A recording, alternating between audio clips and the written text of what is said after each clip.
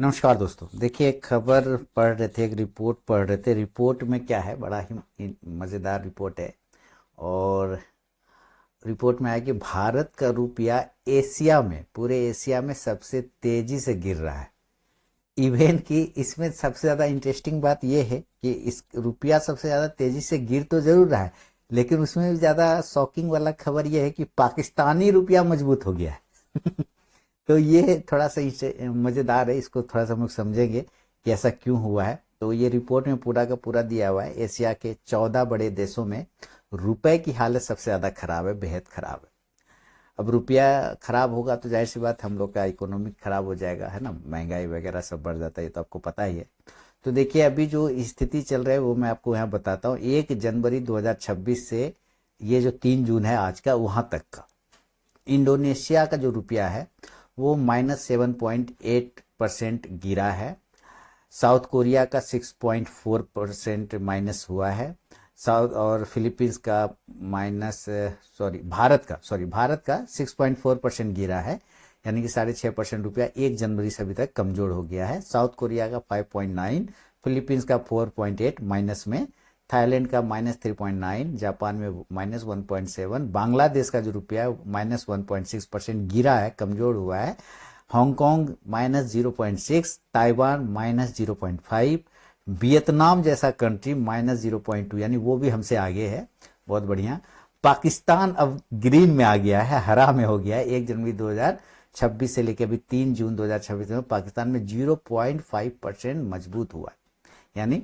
और सिंगापुर ज़्यादा मजबूत हुआ 0.8, मलेशिया 1.5% के लगभग लगभग, और चीन तो 3.5% के आसपास में उसका जो करेंसी मजबूत हुआ है। यानी एक तरफ हम लोगों का रुपया गिर रहा है तो बाकी जो हम लोग से टुटपुंजिया देश है, पाकिस्तान जैसा देश, उन लोगों का रुपया बहुत अच्छा परफॉर्मेंस कर रहा है। तो अब दिक्कत क्या है, यहाँ पे भी ये बहुत सारे कारण दे रहा है कि भाई, सबसे पहले डॉलर रुपये का इम्पैक्ट। तो डॉलर रुपये का जो रिलेशन है वो तो मैंने वीडियो बना के आप लोग को समझाया था कि क्या होता है। लेकिन रुपया 40 से, है ना, जब तक याद है, आज से लगभग लगभग 15 साल पहले 40 रुपए के आसपास होता था $1, 40 रुपया। अब 40 से हो गया 95। तो एक ही बार में तो 40 से 95 नहीं पहुंचा, धीरे धीरे पहुंचा, एक सीधा में तो नहीं गया।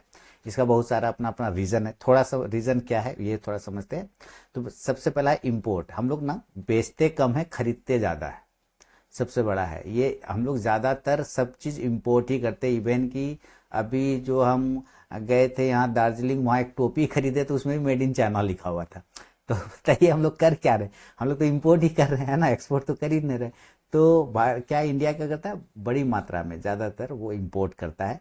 और इम्पोर्ट क्या क्या करता है, तो क्रूड ऑयल सबसे ज़्यादा, नंबर 1 क्रूड ऑयल, कच्चा तेल, है ना। ये हम लोग सबसे ज़्यादा 88% हम लोग क्रूड ऑयल इम्पोर्ट करते हैं।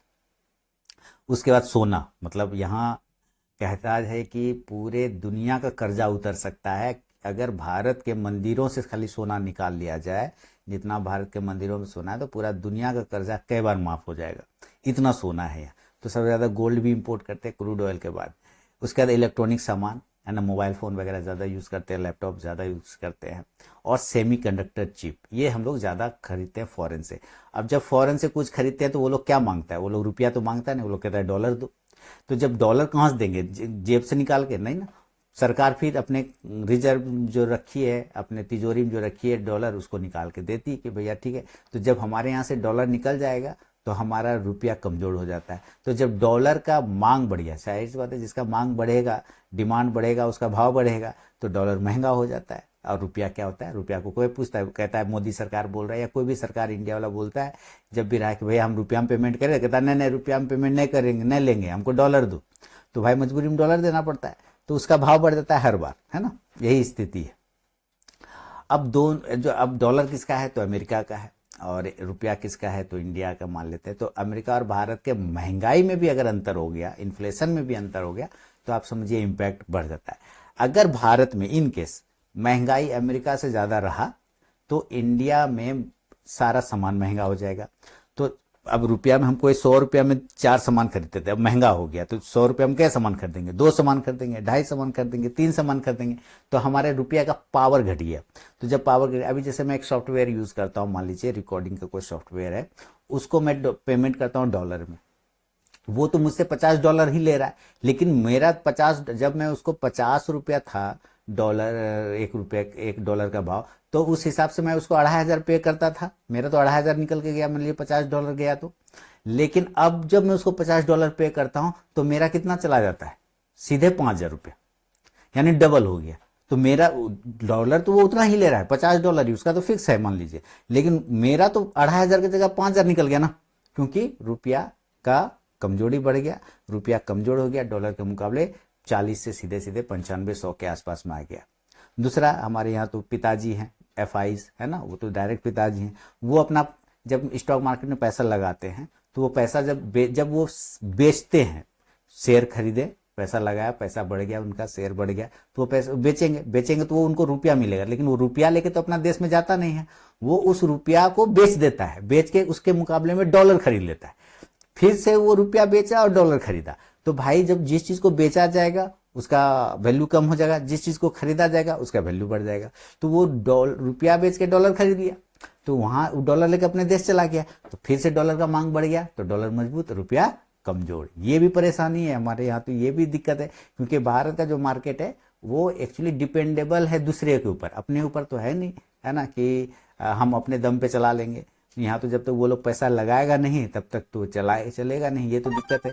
इसलिए वो लोग रुपया बेचता है, डॉलर खरीदता है, तो डॉलर का मांग बढ़ जाता है, इससे भी रुपया कमजोर हो जाता है। 2022 और 2025 का एक एग्जाम्पल देते हैं। अभी तो 2026 चल रहा है, इस दौरान भी आपने देखा होगा करेंसी बहुत तेजी से रुपया गिर गया, कमजोर गया। क्यों? सेलिंग प्रेशर बहुत ज्यादा आ गया था। 2025 में भी सेलिंग था, बहुत हेवी सेलिंग आई थी। अब होता है इंटरेस्ट रेट, है ना, ब्याज दर जिसको आप लोग बोलते हैं, वो भी किसका, हम लोग का तो बाद का बात है, पहले तो अमेरिका वाला, है ना, जिसको फेडरल रिजर्व बोलते हैं, US फेडरल रिजर्व, वो ब्याज दर अगर बढ़ा देगा, अगर वो तो ब्याज दर बढ़ा देगा, मतलब वो अपने बॉन्ड पे ब्याज बढ़ा देता है। वो क्या कह रहा है कि भाई आप हमारा बॉन्ड खरीदोगे ना तो हम उस पर ज्यादा ब्याज देंगे, और बॉन्ड सरकारी बॉन्ड होता है, वो फिर एकदम सेफ वाला हो जाता है कि अगर उसने कह दिया कि मैं 7% दूंगा महीने साल में, तो वो 7% फिक्स है, चाहे अमेरिका क्रैश क्यों ना हो जाए, लेकिन वो 7% फिर भी देगा, तो वो तो सेफ हो गया। अब यहाँ मार्केट में, भारत के मार्केट में FI आके दिमाग लगा के रिस्क लेके वो 10% कमाएगा, उतना माथा पच्ची करके टैक्स कटने के बाद, तो इससे अच्छा बिना रिस्क का वो 7% कमाएगा अपने देश में बैठ के, है ना। तो वो क्या करता है, यहां से पैसा निकाल लेता है और जाके अपना देश में बॉन्ड खरीद लेता है। तो इससे भी क्या होता है, विदेशी निवेशक का जो FIs का पैसा यहां से निकल के कहां चला गया, अमेरिका चला गया, तो उसका डॉलर फिर मजबूत हो गया। तो डॉलर मजबूत, रुपया कमजोर, सीधा सीधा से है। अब यहाँ पे देखिए RBI नाम का एगो हमारे पास संस्था है, इंडिया के पास, है ना, रिजर्व बैंक ऑफ इंडिया। इसका रोल हो जाता है बहुत इंपॉर्टेंट। इसका रोल क्या है, इसका रोल वही है कि रुपया को कमजोर नहीं होने देना है, लेकिन ये भी बहुत दिमागी है। ये कहता है कि अगर हम रुपया को ज्यादा मजबूत कर देंगे तो मेरा IT कंपनी गड़बड़ा जाएगा, मेरा फार्मा एक्सपोर्ट गड़बड़ा जाएगा, दवाई का, टेक्सटाइल का, क्योंकि हम कपड़ा बेचते हैं बाहर, दवाई सबसे ज्यादा बेचते हैं और IT सॉफ्टवेयर ज्यादा बेचते हैं। और ये लोग सारे लोग का जो विदेशी एक्सपोर्ट होता है तो सारा बाहर अमेरिका वाला खरीदता है, बाहर जितना है दूसरा दुनिया वाला वो लोग खरीदता है, वो लोग डॉलर में पेमेंट करता है। तो अगर रुपया मजबूत हो जाएगा तो इसको कोई फायदा नहीं होगा, क्योंकि इसको जो है ना उतना पैसा नहीं मिल पाएगा। इसलिए डॉलर रुपया को अंदर खाने, ज्यादा मजबूत लॉन्ग टर्म में नहीं होने देता है। ये आपको हो सकता है मेरी बात थोड़ी 2-4 साल बाद समझ में आई, ये लाइन जो मैं बोल रहा हूं, लेकिन ये भी बहुत, अगर आप रीड करिएगा ना बहुत सारे रिपोर्ट को, तो इसमें बोलेगा कि RBI बहुत ज्यादा, RBI ना अक्सर बहुत ज्यादा उतार चढ़ाव माने फ्लक्चुएशन को नियंत्रित करता है, वॉलेटिलिटी को, लेकिन जो लंबे समय में ट्रेंड बना है उस ट्रेंड को वो कंट्रोल नहीं करता है। यानी लंबे समय का ट्रेंड क्या है, रुपया कमजोर होना, उसको वो कंट्रोल नहीं करता है, उसको धीरे धीरे वो चलने देता है। लेकिन तुरंत जल्दी जल्दी जो उतार चढ़ाव होता है ना उसको वो भले कंट्रोल करता है, लेकिन लॉन्ग टर्म का जो ट्रेंड होता है उसको जल्दी कंट्रोल नहीं करता, उसको वो छोड़ देता है। क्योंकि जैसे ही रुपया मजबूत होगा ना, IT वाले को लॉस हो जाएगा, फार्मा वाले को लॉस हो जाएगा, टेक्सटाइल वाले को लॉस हो जाएगा। और यही 3 हमारा मेन धंधा होता है, बिजनेस, बाहर जो हम सामान भेजते हैं, नहीं तो हम लोग तो खाली अगरबत्ती भेजने लगेंगे, है कि नहीं। तो ये स्थिति हो जाता है। इस वजह से भी ये लॉन्ग टर्म में ज्यादा रुपया को मजबूत होने नहीं देता है RBI। हाँ, लेकिन उतना भी खराब नहीं होने देता है, भले ही 45 से 95 हो गया, अलग बात है। अब देखिए रुपया $100 जाएगा क्या, 95 तो चला गया, तो 100 जाएगा कि नहीं जाएगा, तो बहुत हद तक संभावना है कि चला जाए, है ना।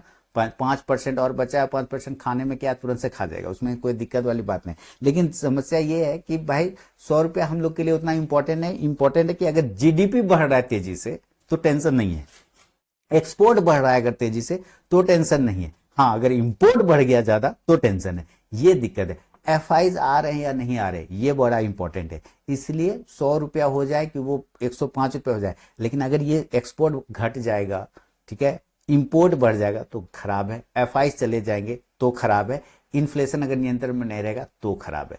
तो रुपया का बहुत सारा इम्पैक्ट पड़ता है हमारे स्टॉक मार्केट में, और रुपया ऐसा चीज है जो कि सबके जीवन से जुड़ा है ना। तो देखिए अब रुपया 100 रुपया होता है कि नहीं होता है। उम्मीद है इसी साल 100 रुपया टच कर जाना चाहिए, अगर रेट कट नहीं किया, अगर इसने नहीं एफआईज को अट्रैक्ट किया, उसका टैक्स नहीं घटाया, तो पक्का पक्की 100 रुपया। और ये अगर लड़ाई छिड़ता रहा, लंबा चल गया, नहीं रुका, तो क्रूड बढ़ेगा, तो फिर धीरे धीरे भाई रुपया 100 रुपया हो ही जाएगा, ये पूरा संभावना है। तो फिलहाल देखिए, तो चलिए मैं मिलूंगा नेक्स्ट वीडियो में, तब तक के लिए बहुत बहुत धन्यवाद।